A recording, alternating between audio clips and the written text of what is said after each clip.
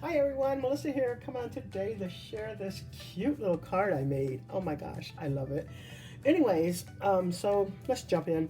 Starting out, I use quite a bit of my Creative Time products, some new ones, and some that are retired. So, anyways, this is one of the sets that I use. This is recently released, I think last month. And this is called Just Because Stamp and Die Set. You have 9 dies in there. I use Your Sweet as Can Be without the B. And then cute bumblebees. I use one of the larger ones here and just color that thing up. Well, I didn't color it up. I cut it out in regular yellow paper and then put on the face, stamp the face and added some cheeks. Okay, next up is this what do you call this? Beehive. And this is an older set from my Creative Time. Stitch, bees, and beehive dies, and I just use this right here. And then another old set, fun Tweet Me dies, and I just use that branch right there.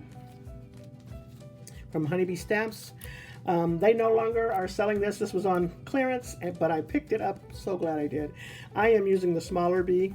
It was such a good price, $3, and oh my gosh, well spent. So I'm using that though. And this is from Whimsy Stamp, and it's called the Honeycomb Drips. And love this. This was my first time using this stencil, I do believe. Anyways, I followed this one lady's tutorial. I'll have it linked down below. She did a great job explaining how to get the best look of a drip out of this stencil. So love that. And then I also use this from Whimsy Stamps, which is Honeycomb Pattern Die. And I love that too. All right. As you see, there goes my little card there. But I want to show you the inks that I use. In that video, she said to use dye inks, gives a better look. And so I went to Memento. So I used the Dandelion, Cantaloupe, and the Peanut Brittle for my honey. And then I also use this Signal Uniball highlight pen to add the white highlights on there. But check that out. Look at the drip. Now, this card definitely has drip, as the young people say. But I love this. It's so cute.